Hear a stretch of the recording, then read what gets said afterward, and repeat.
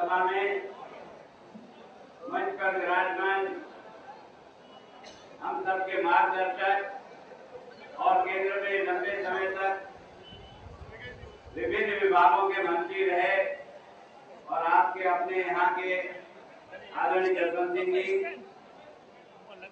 आदरणीय भाई कैलाश जी मेघवाल, हमारे सांसद भाई अर्जुन जी,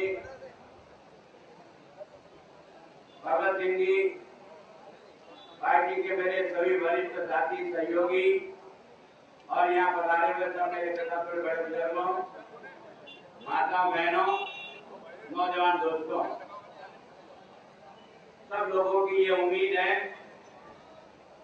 कि मैं प्रतिपक्ष में हूँ और इस कारण से 4.5 साल में राजस्थान में क्या हुआ और क्या होना था इसका लेखा जोखा आपके सामने रखूं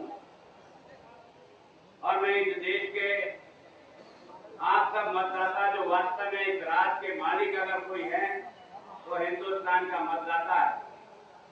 हम सब लोग तो आपके 5 साल के नौकर हैं, मुनीम हैं, पहली तारीख को आपके खजाने से तनख्वाह लेते हैं, अपना और अपने परिवार का पेट पालते हैं। सच में अगर कोई हमको इस मुल्क को चलाने के लिए खजाना जो सुपुर्द करते हैं वो तो आप करते हैं। राजस्थान का खजाना अगर जयपुर में है तो आपके खून पसीने के टैक्स का पैसे का है। दिल्ली में मनमोहन सिंह जी के बाद जो खजाना है वो हिंदुस्तान के 120 करोड़ लोगों के टैक्स के पैसे का है।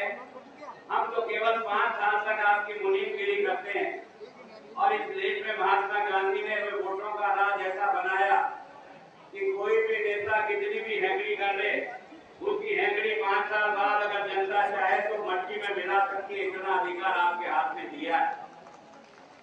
अब इस अधिकार का उपयोग इस देश की जनता करना चाहे तो करे, न करना चाहे तो आपकी इच्छा।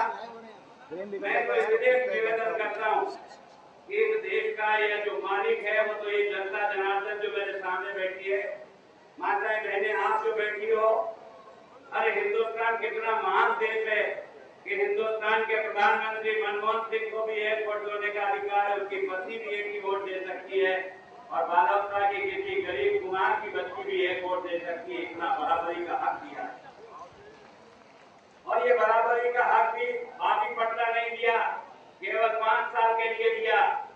गुलाब चंद कटारिया का 4.5 साल की जिंदगी पूरी हो गई, दोबारा चुनाव होगा और अगर हमारी पार्टी मुझे टिकट देगी तो मैं जनता के बीच में जाऊंगा। जनता मुझे वोट की बेटी से जिताएगी तो जयपुर जाऊंगा, नहीं तो अपने गांव दिलवाड़ा जाऊंगा। इतना बड़ा अधिकार इस मुल्क के मालिक मेरे हाथ में है, फिर इस देश का कलम क्यों फूट रहा है? ये 65 साल में ये देश इन समस्याओं से क्यों जूझ रहा है? राजनीतिक पार्टियां तो अपना अपना उल्लू सीधा करने के लिए नए नए नारे गढ़ेंगे, लोगों को मोड़ बनाकर अपनी दुकान का सौदा बेचेंगे और मुल्क का मालिक रगड़ के देख 65 साल में तेरे देश का दृश्य क्या हुआ है। तुझे देख करके अगर दया आती है, तेरे को तरस आता है, देश में देखकर अफसोस होता है, तो अफसोस का इलाज मेरे पास नहीं है, मुल्क के मालिक तेरे पास है। तो बटन से जिसको चाहे उसको वोट की पेटी में मार सकता है, जिस पार्टी को चाहे उसको ला सकता है, जिस पार्टी को चाहे उसको बाहर निकाल सकता है। इतना अधिकार मेरे हाथ में है, उसके बाद मेरा मुल्क बर्बादी के रास्ते पर चला गया तो आखिर मैं आपका जनप्रतिनिधि विधानसभा में प्रतिपक्ष में बैठता हूँ, मैं अपने टुकड़े को कहाँ रहूं, किसके सामने जाकर कहूँ? आपको लगता होगा कि अशोक गहलोत ने कमाल कर दिया, कमाल कर दिया। मैं आज इसका चिट्ठा खोलता हूँ और मैं इस बात का दावा देता हूँ राजस्थान के मुख्यमंत्री को, आप पधारना चाहो तो आप पधार जाओ और अगर आपका कोई जिम्मेदार सारा जनदार हो तो उसको भेज दो। ये जनता बालोतरा की तेरी भी है और जनता मेरी भी है। मैं अपनी दुकान का सामान निकाल के बताता हूँ, तुम अपनी दुकान का सामान निकाल के बताओ, जनता फैसला कर देगा कौन सही है और कौन गलत है। इस बात को फैसला कर दो। क्या 65 साल में देश में ये नहीं हो सकता? क्या 65 साल के बाद भी इस मुल्क के मालिक के सामने सही तस्वीर नहीं आ सकती? राजस्थान का मुख्यमंत्री कितना अयोग्य साबित हुआ, उनका शायद आज दिन तक मैंने भी इतने मुख्यमंत्रियों के राजकाज में मैंने काम किया। पिछले 35 साल से मैं भी जनप्रतिनिधि हूँ और मैं 35 साल से विधानसभा में 36 बार बैठ रहा हूँ, लोकसभा में भी गया हूँ, लेकिन इस प्रकार की करोड़पति मैंने पहली बार देखी, वो जो मैं आज आपके सामने रख रहा हूँ।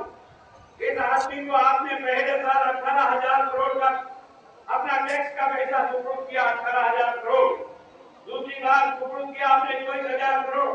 तीसरी बार सुपुर्द किया आपने 27,000 करोड़। चौथी बार आपने सुपुर्द किया 36,000 करोड़। और अभी जो हम मार्च में बजट पास करके आए वो 40,500 करोड़ का सुपुर्द करके आए। ये मुल्क के मालिक तेरे पसीने का 1,57,000 करोड़ रुपया राजस्थान के मुख्यमंत्री को, मुनीर को चाबी थमलाई। कम से कम इसे ये हिसाब तो मांगो रे कि मैंने क्या खर्च किया और क्या उपयोग किया, जिसके कारण से मेरी समस्याएं आज भी खड़ी क्यों है, मुझे बता दो सही। आश्चर्य मुझे इस बात का, वसुंधरा जी को आपने 5 साल का राज किया, 2003 से लेकर 2008 तक। हमको आपने अपना टैक्स का कितना पैसा दिया? हमको सारा मिलाकर 5 साल में 51,000 करोड़ रुपया दिया। हमने 51,000 करोड़ रुपए में गांव-गांव में स्कूल और मास्टर पहुंचा दिया। हमने 1.25 लाख अध्यापकों की भर्ती करके बच्चों को अध्यापक पहुंचाने का काम किया। हमने आपकी सारी सड़कें बना करके दे दी। हमने आपको बिजली देने का प्रयास किया। हमने आपको किसान को उसकी जब कभी भी फसल नष्ट हो गई तो उसका पैसा हमने आपको दिया। हमने कानून व्यवस्था बना करके राजस्थान को एक तरह से शांति वाला प्रदेश बनाया। बीमारू राज्य को निकाल कर हमने विकास की दौड़ में राजस्थान को आगे किया। और आज क्या हो गया? हमको 51,000 करोड़ रुपया देते हो 5 साल में, और हम राजस्थान को बीमारू राज्य से निकाल कर विकास दर हम 8.02 पे लेकर चलेंगे। और अपने राजस्थान के मुख्यमंत्री को 1,57,000 करोड़ रुपया दिया। और राजस्थान अपने विकास के 12वें पायदान से गिरकर आज 16वें पायदान पर आकर खड़ा हो गया। ये 16वां पायदान कितने राज्यों का है? केवल 20 राज्यों की गिनती बता रहा हूँ, इससे ज्यादा नहीं। 20 राज्यों में आज राजस्थान 16वें नंबर पर चला गया। विकास दर आज राजस्थान की कितनी है? मात्र 5% राजस्थान की विकास कर रही है। और आपको सुनकर हैरानियत होगी, राजस्थान का किसान का विकास दर 2.2 पर लाकर खड़ा कर दिया। जिसने बीमारू राज्य से हमने विकास की ओर निकाला। इसको इतना पैसा देने के बाद भी इसने राजस्थान को 12वें स्थान से गिराकर 16वें स्थान पर लेकर के चला आया। ये हिसाब विधानसभा का एक विधायक आपके सामने रख रहा है, आपका एक प्रतिनिधि रख रहा है। आपने उसको सरकारी खजाने की चाबी सुपुर्द की और मुझे आपने डंडा देकर के बिठाया। इसका ख्याल रखना, इसका हिसाब किताब का हिसाब मिलाना, और जहाँ कहीं मुझे कमी लगे जनता के बीच में जाकर बताना। आज मैं जनता के सामने इसका चोपड़ा खोल करके बता रहा हूँ। और मैं इसको दावत दे रहा हूँ इस बात का कि तेरे पास पर्याप्त पैसा होने के बाद भी राजस्थान विकास की दृष्टि से गिरा क्यों? तुम्हारे पास पैसा था, आपको सुनकर ताजुब होगा, है ना? पहले साल के बजट में 2100 करोड़ रुपया ये खर्च नहीं कर पाया। दूसरे साल के बजट में से ये 2700 करोड़ रुपया खर्च नहीं कर पाया। और तीसरे साल के बजट में इसने 5400 करोड़ रुपया खर्च नहीं कर पाया। और ये जो चौथा बजट अभी हम पूरा करके आए हैं 31 मार्च को, मैं आपको 31 जनवरी 2013 का आंकड़ा दे रहा हूँ। 2 महीने का आंकड़ा मेरे पास नहीं है, लेकिन जिस दिन मैंने विधानसभा में प्रश्न लगाया, मैंने कहा तुम्हें 26,000 करोड़ रुपया राजस्थान की सरकार ने, जनता ने दिया, बता मैंने इन 10 महीनों में कितना खर्चा किया। आपको सुनकर हैरानियत होगी।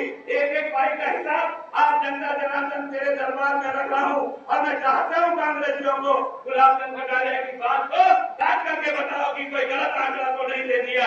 आपको आश्चर्य होगा, आपको आश्चर्य होगा। इस बहादुर आदमी ने 10 महीने में केवल 19,964 करोड़ रुपया खर्च किया।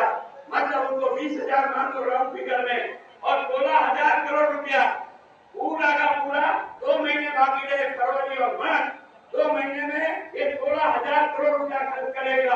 हर महीने 8,000 करोड़। ये खर्च नहीं होता है, ये टाका नाश होता कहाँ से होता है? ये कमीशन खोर कहाँ से पैदा होते हैं? ये चोर और बेईमान राजनेता कहाँ से पैदा होते हैं? ये इसमें से पैदा होते हैं। सामान खरीद करके जंग करेंगे, कमीशन खा जाएंगे, तेरा जाएगा, कमीशन खा जाएंगे। ये सारा का सारा देश कमीशन वाला राजनेताओं का देश बन गया। अब मुल्क के मालिक में तेरे सामने नहीं हो तो अब कहाँ जाकर के लोग, मैं अपनी मन की पीड़ा कहाँ बताऊं कि तेरे खून पसीने का पैसा जो मैंने बड़ी मुश्किल से अपने बच्चों को भूखा मारकर राज का खजाना भरा, और राज के पास पैसा होने के बाद भी राज पैसे का खर्चा नहीं करता है। और इसके कारण से आपको सुनकर ताजुब होगा, मैं आश्चर्य है ऐसे बात की मर्जी आजू करना। आपको कांग्रेस अच्छी लगे तो आपकी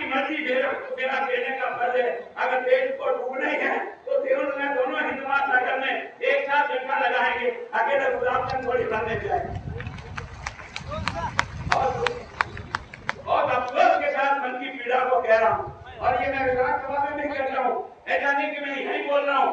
राजस्थान के ही मुख्यमंत्री के सामने बजट भाषण के समय ये सारे विषय मैंने रखे थे। मैंने कहा तुमने बताओ 5 बजट पेश किया, राजस्थान में कितने बच्चों को नौकरी देने की बात कही, एक एक बजट का आंकड़ा उठाओ। पहले साल का बजट जो 9-10 का बना था उसमें 65,000 बच्चों को मास्टर, पटवारी, एएनएम, डॉक्टर, चपाती, इन सभी नौकरी की लिस्ट बनी। वो कितनी बनी? 65,000। दूसरे साल कितना बना? 67,000। तीसरे साल कितनी लिस्ट बनी? 92,000।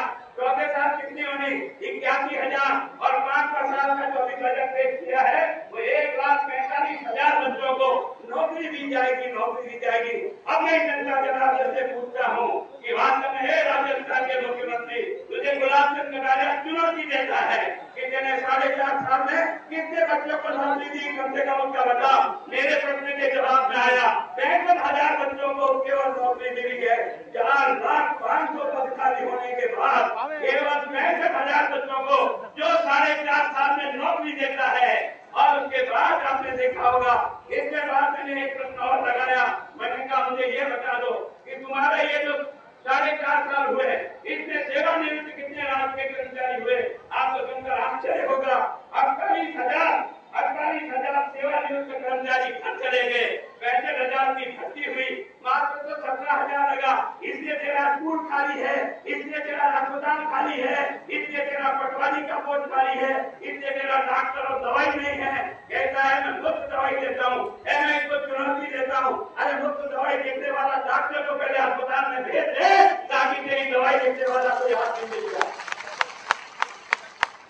हाँ तो सुनकर हैरानी होगी।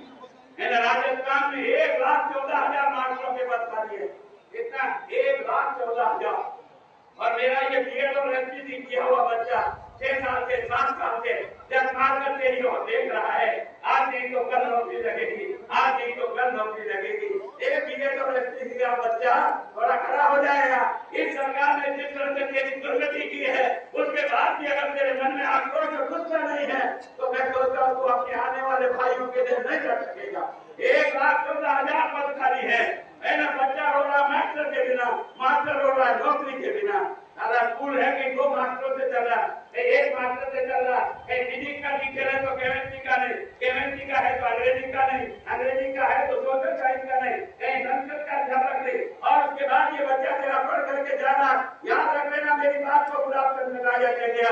ये जो तेरा बच्चा 10वीं और 12वीं पास कर रहा है ये 2 डंडों से ज्यादा नहीं आ सकेगा। बिना मास्टर के ये गरीब का बच्चा क्या परसेंटेज लेकर के आएगा? कैसे परसेंटेज उस बच्चे के बनेंगे? और वो परसेंटेज बिना परसेंटेज का वो कागज का छूट गया, तेरा बच्चा पकड़ करके जब अब नौकरी की लाइन में लगेगा, मैं तुझे सावधान करना चाहता हूँ। अब नौकरी में सरकार ने जो रास्ते से घुसने की कोशिश की है, हमने तो बीएड में आरपीएससी से बीएड कराया था ताकि हर बच्चे के साथ न्याय होगा, जो योग्य बच्चा है वो बच्चा नौकरी में लगे। इस सरकार ने आरपीएससी से हटा करके अपने जिला परिषदों को अधिकार दे दिया और ये चोर रास्ते से अपने भाई भतीजों को घुसेड़ कर फिर से खानापूर्ति कर लेंगे नौकरी पे लगाकर। और ये जो आपका ट्रेन किया हुआ बच्चा है मैं बीएड करके बैठा, ये झक मारेगा, रोएगा क्योंकि इसका परसेंटेज 10वीं और 12वीं में अच्छा नहीं बना था। क्योंकि सरकारी स्कूलों में गरीब का बच्चा जाता है, पहले से कोई घर वाला चिंता करता नहीं, बच्चा भी कोई बहुत ज्यादा चिंता करता नहीं, वो तो पास हो जाता है तो सोचता बहुत बड़ा काम हो गया। इसलिए अब ये तेरा बच्चा 10वीं और 12वीं के नंबर जब जुड़ेंगे ना तो तेरा बच्चा 55-56 घंटे लटक जाएगा। और ये सारे टाइप वाले जो बच्चे हैं ना, जो आप यहाँ पे बैठे हो, मेरी चुनौती है आप में से अधिकार को जितने नेता यहाँ बैठे हैं, हम सबके बच्चे किसी प्राइवेट स्कूल में जाते हैं, एक गरीब का बच्चा जाता है मेरा सरकारी स्कूल में, इसकी माँ सब्जी बेचती है, घर का रोटी बेचती है, लेवर सब्जी और वो अपने बच्चों को पढ़ने भेजती है। वो ढाजाना बनाने वाला नाई का बच्चा पढ़ता है, वो धोबी का बच्चा पढ़ता है, वो हमारा मजदूर का बच्चा पढ़ता है, वो होटल में काम करने वाला नौकर का बच्चा पढ़ता है। उस बच्चे का परसेंटेज 55 और 57% बनेगा और ये टाई वाले बच्चे का 80 और 85% नंबर इसका बना है। और इससे सारा नौकरी में कौन से बच्चे चल जाएंगे? ये सारे जो कथाकथित लोग बड़े लोगों के बच्चे हैं ये सब नौकरी में लगेगा। ए माता बहन तेरा बच्चा रोता हुआ तेरे घर लौट करके आएगा, ये गुलाब चंद कटारिया कह करके जा रहा है। हालत क्या दिशा बना करके रखी इन्होंने। सरकारी स्कूलों का कहता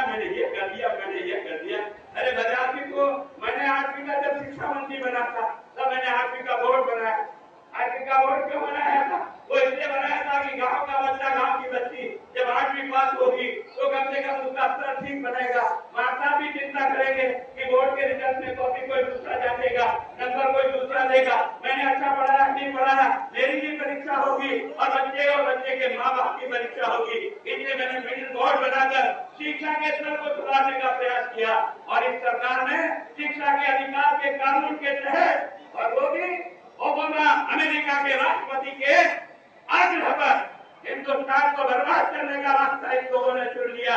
क्योंकि ओबामा को आपने सुना होगा, उसने कहा है अमेरिकन बच्चों पढ़ो रे पढ़ो, नहीं तो सारे हिंदुस्तानी तुम्हारे नौकरी में घुस जाएंगे।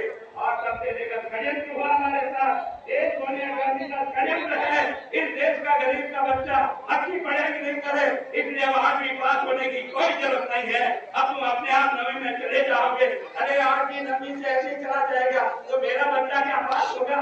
मेरा बच्चा किसी नौकरी में जाएगा, मेरा बच्चा किसी कंपटीशन में जाएगा, मेरा बच्चा कभी तहसीलदार बनेगा, मेरा कभी बच्चा IAS IRS बनेगा? सवाल ही नहीं पैदा होता। तेरी जड़ों में तेजा डाल करके इस कांग्रेस ने सोच रखा है जब तक मुल्क गरीब रहेगा तब तक कांग्रेस की दुकान चलेगी, जब तक अनपढ़ हिंदुस्तान रहेगा तब तक कांग्रेस की जय जयकार होगी। जिस दिन पढ़ा लिखा इंसान पैदा हो जाएगा और पेट भरा हुआ अगर आदमी चलेगा, अच्छे अच्छे नेताओं का बुखार उतारेगा, लेकिन मेरे देश को जानबूझ करके कमजोर करने का गलत इस कांग्रेस ने किया है। सावधान हो जाओ, ये आदमी का बच्चा अभी कोई भी सरकार है उसके सामने फिर खड़ा करो, मेरा बच्चे की पढ़ाई भी अच्छी होगी।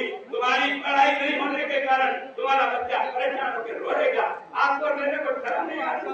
आज राजस्थान के हालत देखकर रोना गया है। अभी आपको लगा होगा 2200 पटवारी की भर्ती की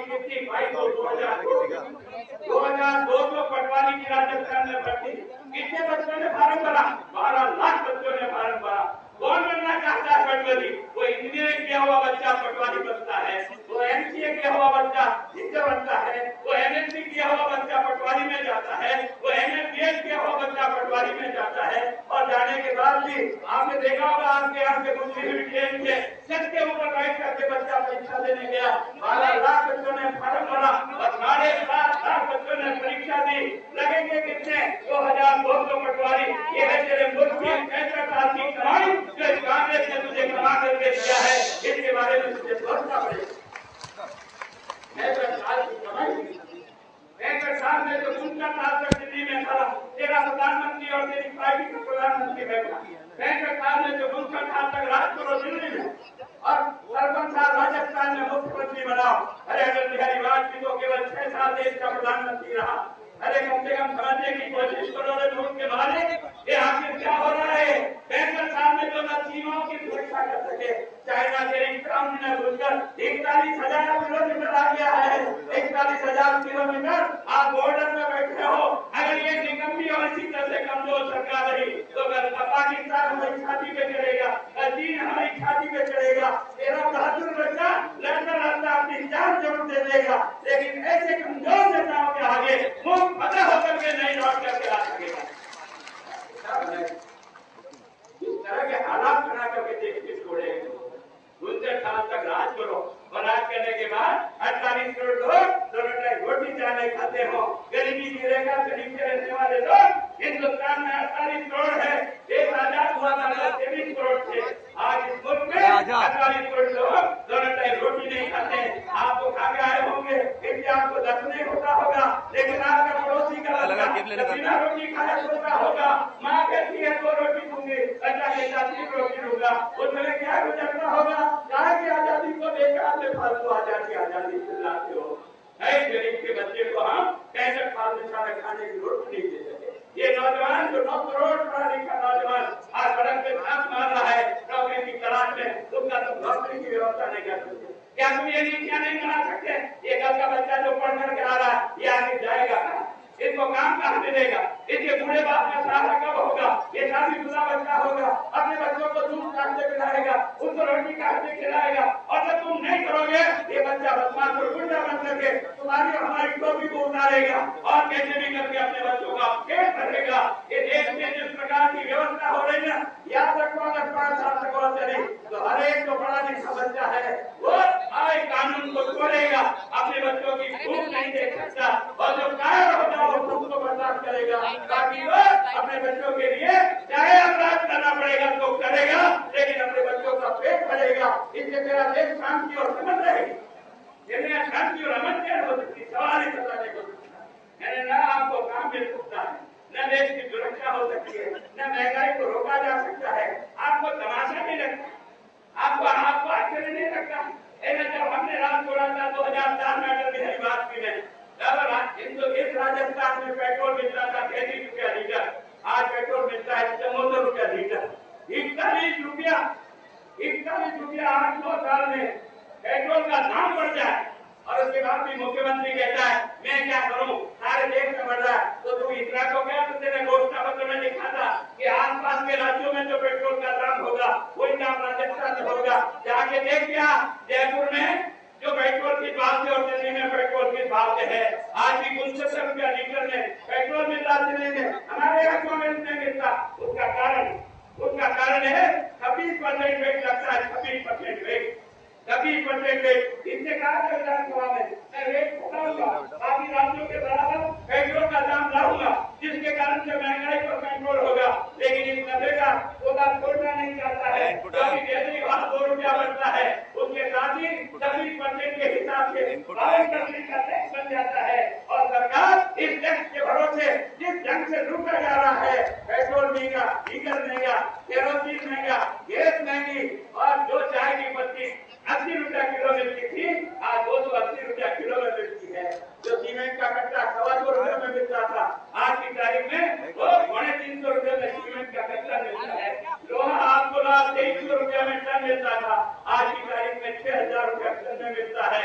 अरे सोना 5000 और 5500 रुपया तोला मिलता था, ये तो अभी भी कुछ 15 दिनों में कम हो गया, बाकी तो 27,000 से बढ़कर 30,000 तक चला गया। अरे गरीब की बच्ची और कुछ नहीं, सोना उसके भाग्य में नहीं लिखा है, पर थोड़ा बहुत चांदी तो चढ़ाते हैं। जो चांदी हमारे टाइम पर 8,000 और 9,000 रुपया किलो थी, आज चांदी 27,000 से लेकर 27 नहीं 52,000 से लेकर 60,000 रुपया किलो के रूप से मिलता है।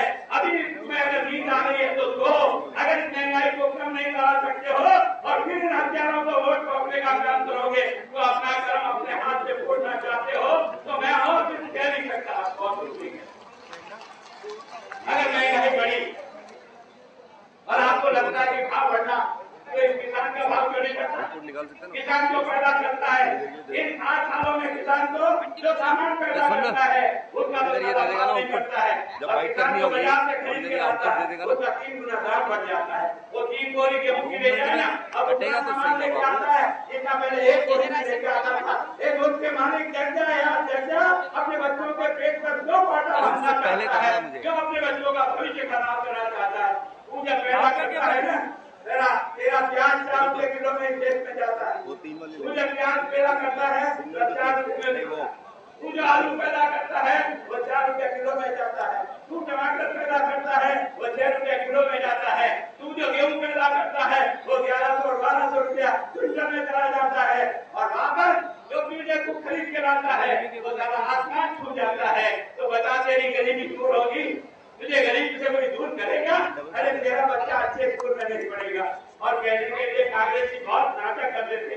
मैं छोटा बच्चा था तब कहते थे इन्हें कांग्रेस का राज आया है, 2 बैलों की जोड़ी आई है, तुम्हें सोने के हल से हलवाएंगे।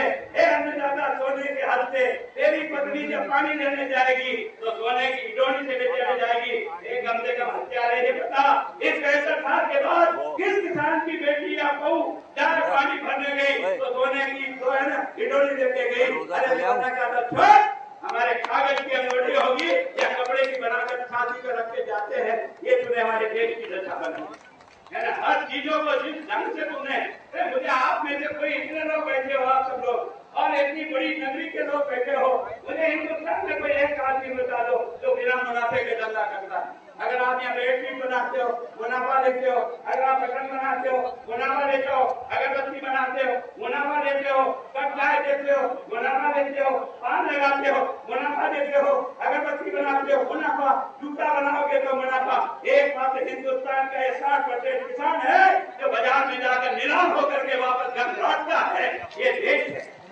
ये कांग्रेस का राज। और इसलिए उसके बाद भी आपको जगह ठोको हमारे कोई निगरानी 4.5 साल तक एक कोड़ी का काम नहीं करे, ऐसा बचा कर रख दे, ऐसा काम में नहीं दे। आपको इसमें हैरानियत होगी, मैं एक चुनाव की कर रहा हूँ। इस राजस्थान की इस अशोक की सरकार ने 2008 से लेकर 2011 तक कितना कर्जा लिया? 24,000 करोड़ रुपए का कर्जा लिया और कर्जा लेकर के भी किसी काम में लगा था, हमें कोई दुख नहीं बना। कर्जा लगा करके इसने काम पे नहीं लगाया। ये कर्जा कहाँ पड़ा रहा? ये कलेक्टर के या पीडी खाते में पड़ा रहा। और इसका कर्जे का जो ब्याज देना पड़ा वो 300 करोड़ रुपया और ब्याज चुकाना पड़ा। तो पैसा उधार लेते हो, उसका उपयोग नहीं करते हो। अब कर रहा बंदा, अब कर रहा है, सब चीजें खिलाफ में बढ़ रही है। ये बंदा तो बच्चे के जाओ, तुम्हारे पास साड़ी लुगड़ी नहीं है तो ये ले जाओ 2100 रुपया, तुम्हारे पास लैपटॉप नहीं ले जाओ 6000 रुपया कागजिया। इस राजस्थान की गरीब जनता के खून पसीने का पैसा है। इस तरह से तुम नए महीना से लुटाने के लिए पैसा नहीं दिया, हिसाब रख करके पैसा देने कहा तो ये लैपटॉप बांटेंगे। लैपटॉप आपको पता होगा ना, हिंदुस्तान का प्रधानमंत्री दुदू में आया। हिंदुस्तान की इनकी जो बड़ी नेता है सोनिया गांधी, वो दुदू में एक आम सभा में आए और आम सभा में 8 लैपटॉप बाजार से खरीद करके दे गए। और वह बच्चों को, मेरिट वाले बच्चों को बुलाया और उन बच्चों को, आपने देखा होगा वो जो है ना आपका कंप्यूटर जो है वो उस बच्चे को लैपटॉप, उस बच्चे को हाथ में पकड़ाया। ये प्रधानमंत्री का, सोनिया गांधी का फोटो अखबार में आया। मैं सरकार से पूछना चाहता हूँ, ये तेने फोटो खिंचाने के लिए दिया था लैपटॉप या तेरे बच्चे को पढ़ने के लिए दिया? मैंने विधानसभा में भी पूछा था कि तेरा लैपटॉप कहाँ है? वो जो तुमने हाथ मांगा था दुदू में, वो नाटक कहाँ है? किस गोदाम में तेने लाके खरीद के रख रखा है? मेरा गदारे जी अभी तक खरीदा नहीं है, अभी तो प्रोसेस में है। तो ऐसी क्या जल्दी की यार कि तुम्हें फोटो खिंचवाने के लिए? और अब जब नहीं कंप्यूटर खरीद रहा है तो अब पे 1000 रुपया ट्रांसफर कर रहा है सबके खाते में। ले जाओ, आधा तो बच्चे के खाते में जाएगा, आधे हमारे देश का जैसा कैरेक्टर है पीठ के लोग टांगा मार के खा जाएंगे। न बच्चे को लैपटॉप मिलेगा, न बच्चे की पढ़ाई होगी, और हमारा 17 करोड़ अपने खाते में लेकर के रद्दी की टोकरी में पैक किया जाएगा। ये तमाशा आपने देखा होगा। हमने 2 दिन की जो मजदूरी पूरी करते थे नरेगा में, 2 दिन की मजदूरी पूरे करने वाले को साड़ी रुपया देती थी। उस समय हमारे वसुंधरा जी ने घोषणा की थी। अब की बार राजस्थान के मुख्यमंत्री ने लिखा हमें भी 100 दिन की मजदूरी जो पूरी करेगा उनको एक कंबल और एक ड्रेस देंगे। वो कंबल और ड्रेस तो दी नहीं। अब आजकल क्या दे रहा, 21 रुपया केस में जाओ, 21। अरे आपको सुनकर हैरानी होगी, मैं तो तंग आ गया हूँ। मैं तो कभी कभी बोलता लगता है सब घट जाएगा। अब बदलाव के बाहर होता चला जा रहा है। मैं किसके सामने जाकर के अपनी पीड़ा और दर्द को कहूँ? अरे मुझे बहुत अफसोस है ना, आपको सुन के ताज्जुब होगा। मैं जो आंकड़े दे रहा हूँ, मैं पत्रकार महोदय से भी निवेदन करता हूँ, मेरी हकीकत को राजस्थान के मुख्यमंत्री के पास पहुँचाओ और ये बताओ कि भारत सिंह के समय वसुंधरा जी का जब राज था तब हमने 8 और 9 में 26 लाख मजदूरों को 100 दिन की मजदूरी की थी। 26 लाख। और इस कांग्रेस के अभी 12-13 का ये जो साल खत्म हुआ है, कितने लोगों को 2 दिन की मजदूरी मिली? आंकड़ा सुनकर आप चकित रह जाओगे। कहा तो हमने 26 लाख लोगों को 2 दिन की मजदूरी दी 8 और 9 में, और क्या 12-13 में 1,03,000 मजदूरों को खाली 2 दिन की मजदूरी दी। 2 दिन, ये है इनकी उपलब्धि। मेरा काम नहीं है और तुमको सारे सरपंचों को डंप करके रख दिया। हमारे टाइम पे एक सरपंच के पास 17,000, 80,000, 1 करोड़, 1.5 करोड़ का काम कराया अपनी पंचायत में। और जब ये मामले आए थे वहाँ जयपुर में सारे सरपंच इकट्ठे होकर 9,000 सरपंचों ने रैली निकाली। रैली में तुमको पैसा नहीं मिला, डंडे मिले, उल्टे पाव भाग करके आए। ये तुम्हारी लोकतंत्र का तमाशा जिसने किया हो। उसके बाद भी अगर खामोश होकर केवल पेट के लिए, केवल इन बेईमानों के साथ अगर मिल करके खड़े होते हो तो तुम अपने देश का भला नहीं कर पाओगे और अपने अधिकारों के लिए लड़ नहीं पाओगे। क्या तमाशा होगा एक से। अभी आपने देखा होगा, अभी आपने देखा रोज अखबार में और रोज टीवी पर आता है, क्या कर रहा है हिंदुस्तान का प्रधानमंत्री? एक सट्टा घुमा रहा है। क्या हो रहा? रिफाइनरी, और कितने बड़ी रिफाइनरी दिख रही है बड़ी। मैंने सोचा यार तुमको तो सही यार, ये रिफाइनरी नदी कहाँ है जिसमें ये फोटो आ रहा है, ये भैया चला रहा है। पता लगा कि फोटो की बात छोड़ो यार, अभी तो जमीन का झगड़ा है, कोई नहीं निपटा। लेकिन बड़े नेता से फोटो खिंचाने की गलती थी, क्योंकि चुनाव छाती पर आया है। जनता पूछेगी तेरी रिफाइनरी कहाँ है तो बता देंगे ईटी में लगी हुई वो है मेरी रिफाइनरी। धन्यवाद। क्या कमाल है, वास्तव में कमाल हो गया। और ऐसा सोचता है कि राजस्थान शायद ये गरीब का देश जरूर हो सकता है, लेकिन इतना ईमान खोया हुआ देश नहीं है। तेरी रिफाइनरी का अभी तक पता नहीं, तू बजबंदरा में लगाएगा, मिलावा में लगाएगा, कहाँ लगाएगा? वहाँ भी तेरे लोगों ने जमीन खरीद के करोड़पति बन गए, और अब तेरे यहाँ नए नेता और जमीनें खरीद के करोड़पति होंगे। उस गरीब की जमीन कोरियों में खरीद ली तुमने, गली घर में पता करने जा रही है, वहाँ मालो माल हो गया। पहले वहाँ 4 और 6 का नोटिस निकाला, उनको माला माल कर दिया, बर्बाद कर दिया उस किसान को। उसका जवाब कौन देगा? वो नहीं दे। अभी आपने देखा होगा, आपके बाद में ये जायर नागौर में सोनिया गांधी एक पत्थर लगा, किस बात का पत्थर लगाया आपको पता है? हिमालय से पानी आएगा। हिमालय कब आएगा?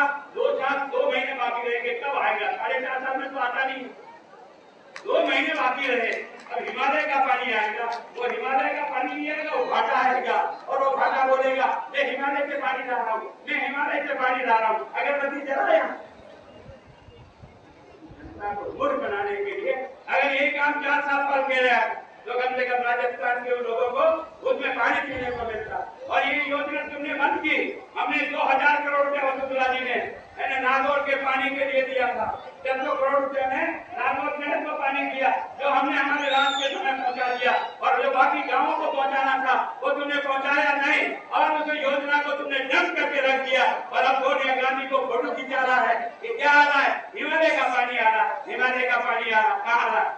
अभी आपने देखा होगा, सूरतगढ़ में गया, सोनिया गांधी को लेकर के गया, क्या ऊपर थर्मल पावर बन रहा है। अरे भले आदमी से पूछो तो सही, आपने मुझे विधानसभा में बिठाया, इनके रोज कागज पाटे देखता हूँ, टटोलता हूँ, प्रश्न पूछता हूँ, और उसमें से सवाल निकाल करके रखता हूँ। ये जो आपका ऊपर थर्मल पावर जो सूरतगढ़ में इससे भाटा लगाने के लिए गए, एक उनके मालिक के लिए सावधान करना चाहता हूँ। ये योजना हमने नवंबर 2009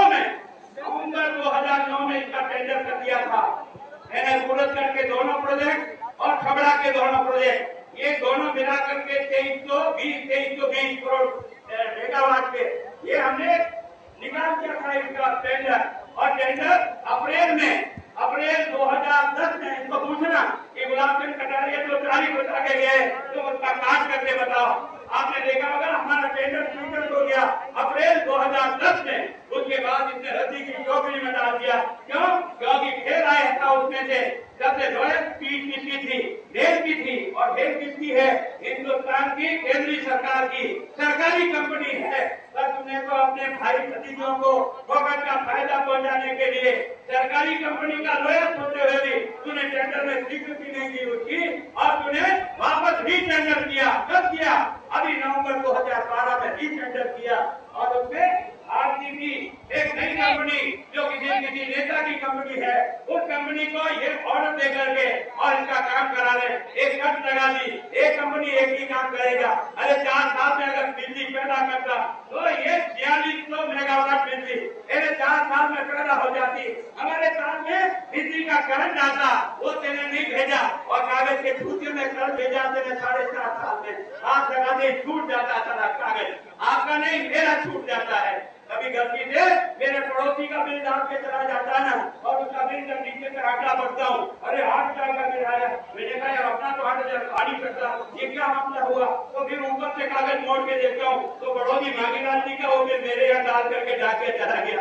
ये हालत क्या दुर्दशा बना के रखी। मैंने चुनौती दी थी इनको विधानसभा में, मैंने कहा अशोक गहलोत जी आप बहुत भाषण करते हो, मेरे सवाल का जवाब दो। तुमने सरकार में आने के बाद इस 4.5 साल में अगर 1 मेगावाट बिजली पैदा की हो, उस जगह का नाम बताओ जिसको तुमने शुरुआत की और जिससे काम तुमने पूरा किया। ना एक उत्तर नहीं दे सका। 4.5 साल में केवल रामगढ़ गैस आधारित ये जो आपका बिजली पैदा हुई है 160 मेगावाट, ये तो है कांग्रेस की बदौलत। बाकी सारी बिजली जो पैदा हुई है वो वसुंधरा जी के टाइम पर हम लोगों ने जिसको शुरू करके गए 2005 में, जिसको शुरू किया 6 में किया, 7 में किया, 8 की जुलाई में किया, 8 के दिसंबर में जिनका ऑर्डर लेके गए वो सारे के सारे कारखाने पूरे हुए। उसके बाद भी आता नहीं है। और कहता क्या है हमको विधानसभा में अभी भी रोज बड़े बड़े विज्ञापन आपने देखा होगा रोडवेज के पीछे लगा हुआ।